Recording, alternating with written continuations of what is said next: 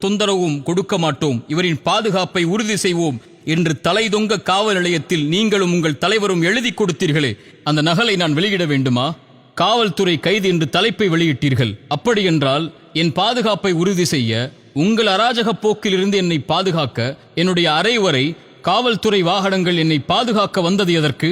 துரோகத்தை கொண்டு என்னை வீழ்த்த நினைத்தீர்கள், கடத்தினீர்கள், தாக்குனீர்கள், ஆயுதத்தை கொண்டு மிரட்டினீர்கள், என் உடைமைகளை பறித்தீர்கள். அன்றாட தேவைக்கு நான் செல்வதை கூட கதவை திறந்து செல் என்று நாவு கூசாமல் அதிகாரம் செய்தீர்கள். 3 மணி நேரம் உணவில்லாமல் சிறுவர்களை கொண்டும் வாலிபர்களை கொண்டும் என்னை தாக்கி ஒரே இடத்தில் உட்கார வைத்தீர்கள். இதுதான் உங்களுடைய இஸ்லாமின் நீதியா? இது குறித்து காவல்துறைக்கு நான் அளித்த புகாரையும் மருத்துவ அறிக்கையையும் காயங்களின் புகைப்படத்தையும் வெளியிட்டால் உங்கள் நண்பன் நாடகம் என்னவாகும் என்று தெரிந்து கொள்வோமா? இங்கு தப்பிக்கலாம் உங்கள் அதிகார பணபலத்தை வைத்து. இறைவனின் நீதிமன்றத்தில் அணுவும் நகர முடியாது. என் தரப்பின் நியாயம் வெளிவராது என்ற குருட்டு நம்பிக்கையில் என்னை பற்றி, என் வியாபாரத்தை பற்றி எந்த அறிவும் இல்லாமல் 1 மணி நேர வீடியோவை வெளியிட்டு அவரிடம் பணம், இவரிடம் பணம், இல்லாத ஸ்கூலுக்கு பணம், ஒரே நிறுவனத்தை வைத்து பல முதலீடு என்ற அடிப்படை ஆதாரமற்று இங்கு தேடினோம் அங்கு தேடினோம், தொடர்பு கொள்ள முடியவில்லை என்று பொய் கூறி உங்கள் ஜமாஅத்தின் முதலீட்டாளரையே வேற ஆள் போல் காட்டி, அவரின் 4வது மனைவியையே குடும்ப வழக்கறிஞராக காட்டி பொய்களை அரங்கேற்றி இருக்கிறீர்களே, இதற்குத்தான் இத்தனை நாட்கள் தேவைப்பட்டதா? அவரிடம் பணம், இவரிடம் பணம், இத்தனை முதலீடு என்று 1 வாரமாக என்ன செய்வதென்று தெரியாமல் என்னோடு தொடர்பில் இருந்த எல்லோருடைய பட்டியலையும் வாங்கி, பணம் திருப்பி கொடுக்கப்பட்டவர்களின் பட்டியலையும், லாபங்களை வாங்கிக் கொண்டு என்னை விட்டு சென்று விட்டவர்களின் பட்டியலையும், எந்த வியாபார அறிவும் இல்லாமல், உடன்படிக்கைகளை பார்க்காமல், 2 தரப்பின் நியாயங்களை பார்க்காமல் ஒருவர் மீது பொருளாதார பழிபோட ஏன் இவ்வளவு போராடுகிறீர்கள்? சரி, என்னை விமர்சித்தீர்கள். சரி, என்னிடத்திலே உங்களுக்கு 1000 முரண்பாடுகள் இருக்கலாம். இதற்கு எல்லளவும் தொடர்பு இல்லாத ஒரு முசல்மாவாகிய என்னுடைய அன்பிற்குரிய மனைவியை ஹலாலான முறையில் திருமணம் செய்து வாழும் ஒரு பெண்ணை நாவு கூசாமல், நாவுகள் பேச தயங்கும் நரம்பில்லாத வார்த்தைகளை வெட்க உணர்வில்லாமல் நடுத்தரவில் வைத்து ஒரு கண்ணியத்திற்குரிய ஒரு பெண்ணை பேச உங்களுக்கு தகுதி கொடுத்தவன் எவன்? உங்கள் குடும்ப பெண்களுக்கு, பிள்ளைகளுக்கு முன்னால் இதே வார்த்தையை பயன்படுத்துவீர்களா? இப்படித்தான் இறை தூதர் உங்களுக்கு வழிகளை கற்றுக் கொடுத்தார்களா? ஒரு முசல்மாவாகிய ஒரு பெண்ணின் கண்ணியத்தை இறக்குவதற்கு உங்களுக்கு எவர் தகுதி கொடுத்தது? என் வீட்டிற்கு ஆள் அனுப்பி என் தந்தை தாயை மிரட்டி ஒரு ஒப்பந்தத்தில் கையெடுத்திடும் வரை வீட்டை விட்டு வெளியேற மாட்டோம் என்று உங்களின் தலைவரின் 4வது மனைவியையும் அடியாட்களையும் வைத்து வற்புறுத்தி கையெழுத்து ஒன்றை வாங்கிச் சென்றீர்களே, மறந்து விட்டீர்களா? அதை மறைத்துவிட்டு பேசுகிறீர்களா? 5 மாதங்களாக என் நிறுவனத்தில் வேலை பார்த்து நாகரிக குறைவால் நீக்கப்பட்ட ஒரு பெண்ணை கையாளாக வைத்துக் கொண்டு மற்ற ஊழியர்களுக்கு பணம் கொடுத்து என் தம்பிகளாக, உறவுகளாக நான் என் சொந்தம் போல் வளர்த்தெடுத்த என் ஊழியர்களை முதுகில் நெஞ்சில் எனக்கே குத்த வைத்து, என் பத்திரங்களை, காசோலைகளை திருட வைத்து, என்னோடு வியாபாரம் செய்யும் எல்லா நபர்களையும் குழப்பி, ஒரு நிறுவனத்தை அல்லாமல் ஒரு தனி மனிதனின் வாழ்க்கையை அழிக்க துடிக்கும் உங்களுக்கு என் இறைவன் எதை கூலியாக கொடுப்பான் என்பதை பொறுத்திருந்து பாருங்கள்.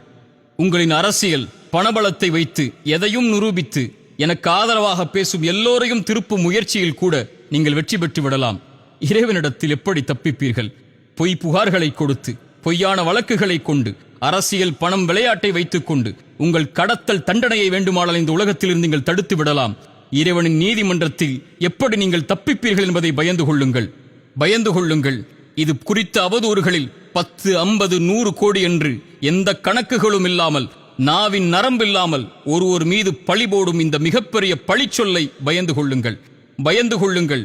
ஒருவரின் கண்ணியத்தை அளிப்பதற்காக பெண் பொருளாதார குற்றச்சாட்டை கொடுத்தால் இறைவனால் கொடுக்கப்பட்ட கண்ணியத்தை உங்கள் கரத்தால் பறித்துவிட முடியும் என்ற இறை நம்பிக்கையின் அவாவை பயந்து கொள்ளுங்கள், பயந்து கொள்ளுங்கள்.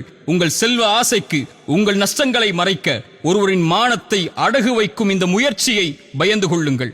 இறுதியாக, நான் நேசிக்கும் என் சமூகத்திற்கு ஒரு செய்தியை கேள்விப்பட்டால் எந்த ஆராய்வும் செய்யாமல், இரு தரப்பின் எந்த நியாயங்களையும் அறியாமல், இரு தரப்பின் எந்த வாதங்கள் விவாதங்களையும் அறிந்து கொள்ளாமல் ஒரு தரப்பை நியாயப்படுத்தி இன்னொரு தரப்பை மரணிக்க செய்து விடாதீர்கள். இறைவன் அதைத்தான் நமக்கு அறிவுரையாக சொல்கிறான். எந்த ஒரு அறிவும் இல்லாமல் எந்த ஒன்றையும் வெளிப்படுத்தாதீர்கள் என்று.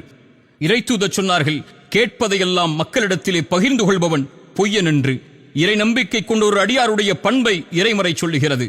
ஒரு இறை நம்பிக்கையாளனை பற்றி அவதூறோ தவறான செய்தியோ வந்தால் அவர் அதை செய்திருக்க மாட்டார், அது மிகப்பெரிய அவதூறாகத்தான் இருக்கும் என்று தங்களின் மீது நல்லெண்ணம் கொள்வார்கள் என்று இறைமறை சொல்கிறது. தன் சகோதரன் மீது நல்லெண்ணம் கொள்வதை தன் மீது நல்லெண்ணம் கொள்ளக்கூடிய காட்சியாக இறைமறை நமக்கு அறிமுகப்படுத்துகிறது.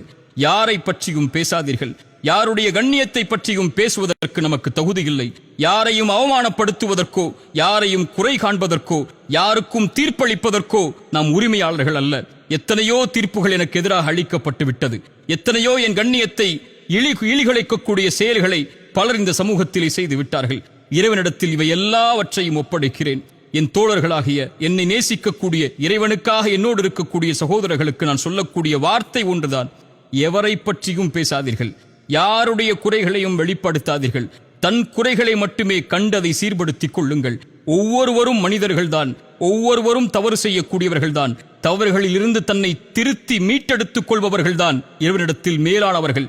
அப்படிப்பட்ட சமூகமாகத்தான் நாம் நம்மை வளர்த்திருக்க வேண்டுமே தவிர, குறையுடையவர்களையும், தவறு செய்பவர்களையும், விமர்சனத்திற்கு உள்ளாக்கப்பட்டவர்களையும் தீர்ப்பு கொடுத்து அழிப்பது இறை நம்பிக்கையாளனின் குணமல்ல. இறைவன் அதிலிருந்து எம்மை பாதுகாக்கட்டும். இறைவனிடத்தில் பிரார்த்தனை செய்கிறேன், யாரெல்லாம் இந்த அவதூறுகளில் இருந்து விலகி இருந்தார்களோ அவர்களுக்கு இறைவன் கண்ணியத்தை தரட்டும்.